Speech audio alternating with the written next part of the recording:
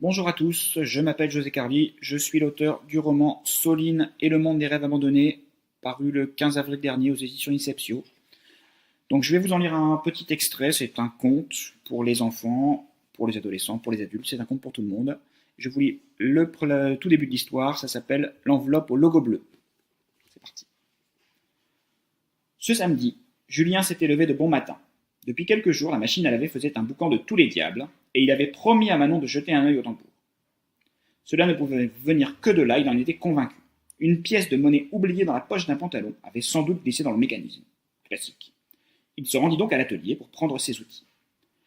Il dut passer en revue plusieurs fois tous les tiroirs poussiéreux sous l'établi, avant de retrouver, tout au fond de l'un d'eux, caché derrière le marteau, sous la boîte à écrou et boulons, le coffret de tournevis électronique. Malheureusement, en l'ouvrant, il constata que les pièces dont il avait besoin manquaient. Il fourra les doigts à l'intérieur de sa chevelure dense, se mit à gratter mécaniquement l'arrière de son oreille et leva les yeux au plafond. Il tenta de se remémorer où et quand il les avait utilisés pour la dernière fois. Enfin.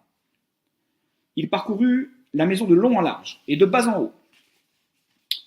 Dans le tiroir à couvert de la cuisine, il trouva des pinceaux et du ruban adhésif anti-fuite, mais pas l'ombre d'un tournevis. Au-dessus de la boîte à clés, dans l'entrée, il mit la main sur la petite pince qu'il avait cherchée quelques jours plus tôt pour réparer la tuyauterie sous l'évier, mais dans le pot à crayon. Sur son bureau, il dénicha plusieurs sortes de clous et de vis, mais toujours aucune trace des instruments qu'il cherchait. Rien sur l'étagère métallique de la cave, rien dans la malle-fourre du grenier. Soudain, après 20 bonnes minutes de recherche, dans les endroits les plus improbables de la maison, le corps à moitié engouffré sous le lit, dans la chambre à coucher. Telle une illumination divine, la mémoire lui revint. Il se mit debout, redressa ses petites lunettes carrées de la pointe de l'index et dévala les marches de l'escalier pour se précipiter dans la salle de bain. Là, sur le rebord du grand miroir, il aperçut enfin les deux manches rouges et noires qu'il cherchait, plantées au milieu des brosses à cheveux. Il poussa un petit sourire satisfait et les attrapa avec entrain. Manon ne s'étonnait plus depuis bien longtemps de ses va-et-vient. Elle savait que son mari était un grand étourdi et qu'il avait une façon très personnelle de ranger ses affaires. Elle sourit derrière son livre, assise dans le sofa taupe du salon, les pieds appuyés sur un gros pouf citrouille. Soline était allongée à ses côtés, la tête posée sur sa cuisse. Tendrement emmitouflée dans sa couverture en laine, la petite fille observait, au-dessus d'elle, les yeux clairs de sa maman qui se balançaient de ligne en ligne et de page en page derrière ses grandes lunettes. Manon faisait de temps à autre une pause pour contempler la lumière qui traversait la grande fenêtre à l'avant de la maison et venait percuter un autre faisceau lumineux qui arrivait par la baie vitrée du jardin, à l'autre bout de la pièce. Elle restait alors quelques secondes, le regard dans le vide, perdue dans ses pensées, puis reprenait le cours de son roman. Pour Soline, la vie était parfaite. Pas un instant elle ne présageait les terribles bouleversements qui se préparaient. Elle avait tout juste 10 ans.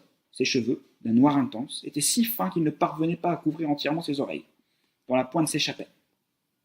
De son papa, elle tenait son menton carré et un air un peu perdu.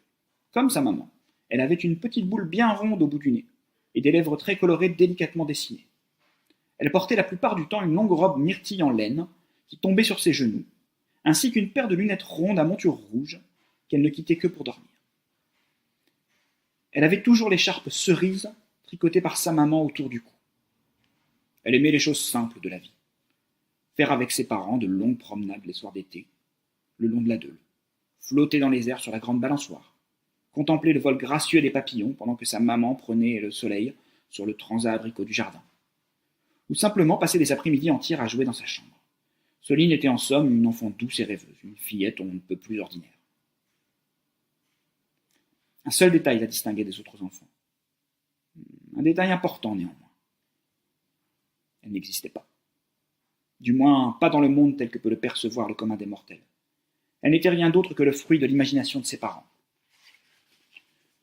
Manon et Julien s'étaient rencontrés au lycée 15 ans plus tôt, et ne s'étaient plus jamais quittés.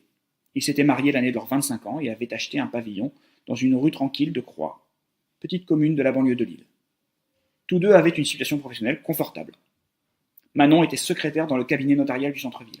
Julien, lui, était ingénieur dans une firme qui fabriquait du matériel électronique de haute technologie. Même si les années et leurs épreuves les avaient immanquablement changés, étouffant la naïveté de leur jeunesse, ils avaient gardé sans peine l'essence de ce qui les unissait. Chacun s'émerveillait toujours des charmes de l'autre.